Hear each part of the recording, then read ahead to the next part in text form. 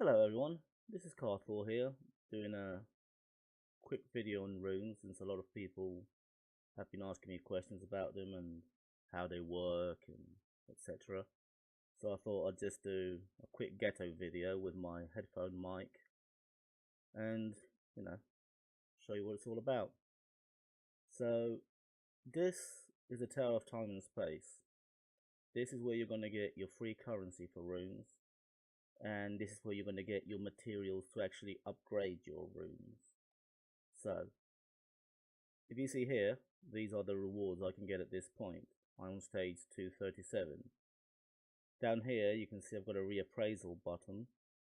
This is because when you first start doing runes, you will get an appraisal chance, kind of like placements in League of Legends or Overwatch or whatever game of that kind you personally play. So at this point, I'm on 237. My team isn't, a whale team, so it does okay. And this is what you can get. So at this point, I get 8 soul chest, potions to level up my strikers. This is the actual free currency. You need 10 to buy runes once, and 100 to do a temple. With a temple, you're guaranteed a purple. With free currency, you can only get up to gold. Kind of like with esoterics, gold is more than good enough. It's actually better than a purple esoteric. Purple runes would be the equivalent to purple esoterics. And gold are actually very, very strong, and you can actually start leveling those up. How do you level them up? With this essence, which is basically akin to your esoteric essence. You spend this to upgrade your runes. And when you go to break them, like you would do with your esoterics, you need to spend these jewels. So if I go into my Roberto and we look at his runes, you can see I've got the only red rune I've got upgraded to 40. To break this, to be able to go above, I'd have to spend 450,000 gold and also spend 9 of these gems. I believe the higher you go up in the Tower of Time and Space, the higher the rewards go. Basically, like I'm only getting 1 gem per fight, but I believe the higher you go, you can actually get more than 1. So within here, you basically have to set 2 teams. One with 4 fighters at this point in the tower. Maybe when you get higher up, they'll allow more, or not sure yet. One with 4 fighters, one with 5. I've got both my strikers over here right now because this team is weaker, and because I want to skip fights rather than do them myself. So basically, that's what I do. So just to show you a little bit how it goes, it's actually really simple. There's no hidden mechanics, no nothing. It's just like a normal fight. The actual characters you face, when you see them, sometimes they look a bit daunting. Not this one. There's no boss in this one, but sometimes you see several bosses. But in this case, there's none there. But they are weaker than they normally would be. What you see on screen now is the burst mechanic. Every rune has an effect on when you have a 4 set of them, and that activates on even or odd rounds. So in this case, both Mai and Takuma have a odd round activation. So there you go. Basically, those normally have effects like extra damage or resistance for a turn, or when you do a crit, reduce res, but I'll show you those in a minute. This is just basically to show you how the tower goes. There's nothing much to it, as you can see. Basically just watered down versions of the characters, generally speaking, and get them all done. And once we're done with these, which I think you get the idea, there's nothing special to see here. The other fight is exactly the same thing. You just go in, rather than face 4 people, normally you face 6, or sometimes you have 2 but really strong characters. In this case you have 4. As you can see, there's bosses in here, but just to prove what I meant earlier, these bosses aren't as strong as they would be normally.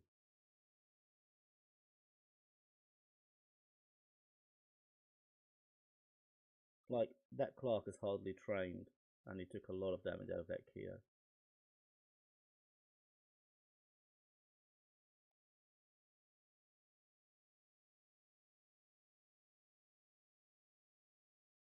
So as you can see, just pretty normal stuff, nothing rare. There's the rewards. 5 gems, rune coins, rune essence, what we saw before. So let's go and see now how runes go. Let's go into a character, into the rune menu. When you come in here, you basically have your character with his 6 empty slots, basically like this. And what you do is you decide what to put on them. Taku has done a lot of work and he's put together a little document with the help of Ryatha, I think, from the Discord, which has recommended runes for each fighter so you can get yourself an idea. Each rune has a set effect, 1 through 5. So level 1 gives attack, level 2 HP in this case, level 3 attack and defense. Level 6, however, rune slot 6, gives 2 random stats. These cannot be guaranteed in any way. You just get 2 random stats and you have to hope that you get the one you want. To upgrade him, as I was saying earlier, break, gems, just like if you were upgrading esoterics, as you can see, right? But the effects are really big on these red runes because these are insane.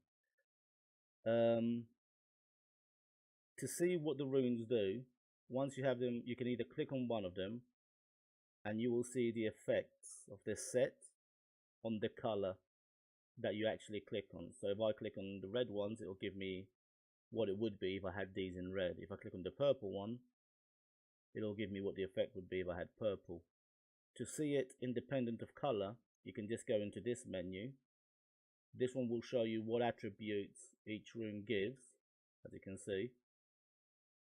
And as you can see, this rune will randomly generate 2 attributes. And you can actually choose your quality here to see the difference, etc. And then on here, they actually put in all the rune effects, which you can again choose by color. So, Dragon Tiger, this is what you get. Explosive recovery basically is your procs, is what you saw earlier about that all burst. So on even rounds, for this one for example, so this would be from round 2 onwards, or this one I think, on odd rounds, you get an explosive chance. So, they activate in different turns. Those activations, you don't lose them if you get stunned, they actually get delayed. So if you have this rune for example and you get stunned turn 1, it will activate instead on turn 2, just so that you know. What else do we have? Oh yeah, the store. So this is where you buy your runes. Nothing much to it. Here, as you can see, you can get your red runes. Your first buy of every day is 49 diamonds. There you go. Green rune, great. And this one is your free currency ones. So you get a guaranteed purple. I've only gotten a couple of golds from here. It's not been too bad to me actually, I'll have to say. Of course, now that I'm recording, it'll probably be terrible. Actually, that's a pretty good one. I believe I needed that one. So that's good. But yeah, that's basically all there is to runes, I think. Nothing, there's a lot of different effects, but those are already documented. You can see they give a lot of stats, right? They're a lot more powerful than esoterics. But at the end of the day, they are fairly intuitive. And if you've played something like WoW or something like that, and you've played with armor sets, then you know exactly what this is like. There's not really much to it. It's just basically find the best combination for your characters. You don't have to have all 6 of one. You can have only 4 of one, and then put 2 different ones in the end, So basically mix and match to what you think best suits the character. And that's about it really for my little ghetto explanation of runes. Hopefully this will help someone, and sorry for the horrendous mic quality.